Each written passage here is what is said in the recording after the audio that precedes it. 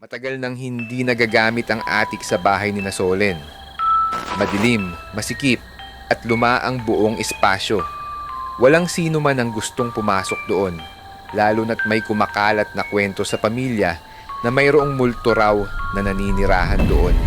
Pero hindi naniniwala si Solen sa mga kwento hanggang sa isang gabi na nagpabago ng lahat. Isang malakas na kalabog ang gumising kay Solen mula sa mahimbing niyang tulog. Galing iyon sa itaas, sa attic. Binuksan niya ang kanyang ilaw sa bedside table at naghintay kung mauulit ang tunog. Muli itong narinig, mas malakas at mas malinaw.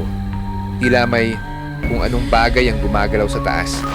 Nagdesisyon siyang umakyat para tingnan ito. Kinuha niya ang flashlight at dahan-dahang binuksan ang pinto papunta sa attic. Ang kahoy na hagdan ay tila masisira na sa bawat hakbang niya. Pagdating niya sa tuktok, naamoy niya agad ang amoy ng amag at lumang kahoy. Ang liwanag mula sa flashlight niya ay naglalaro sa mga sulok ng attic. Mga lumang kahon, sirang upuan, at sapot ng gagamba ang sumalubong sa kanya. Wala namang kakaiba o iyon ang akala niya. Habang iniikot niya ang ilaw ng flashlight, bigla siyang nakarinig ng mahina at mahabang hinga mula sa dulo ng attic. Napalingon siya pero wala siyang makita. Nanginginig niyang binanggit ang, "Sino yan?" Walang sumagot.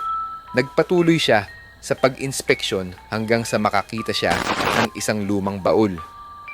Luma at may kalawang ang mga bakal nito. Sa di maipaliwanag na dahilan, parang may bumubulong sa kanya na buksan iyon. Binuksan niya ang baul at nakita niya ang isang lumang manika. Putol ang isang braso nito at tila nakatingin ito ng diretso sa kanya. Biglang sumara ang pinto ng attic ng malakas, dahilan upang mapatili si Solen. Nilingon niya ito pero wala siyang makita kung sino ang nagsara. Nang ibaling niya muli ang kanyang tingin sa manika, nakangiti na ito, isang ngiting masama. Biglang gumalaw ang mga anino sa paligid. Naririnig niya ang mga mahihinang bulong, mga tunog na tila nanggagaling sa bawat sulok ng attic. Tumayo ang balahibo niya nang maramdaman niyang may malamig na kamay na humawak sa kanyang balikat. Napalingon siya pero wala siyang makita. Hindi na nagdalawang isip si Solen.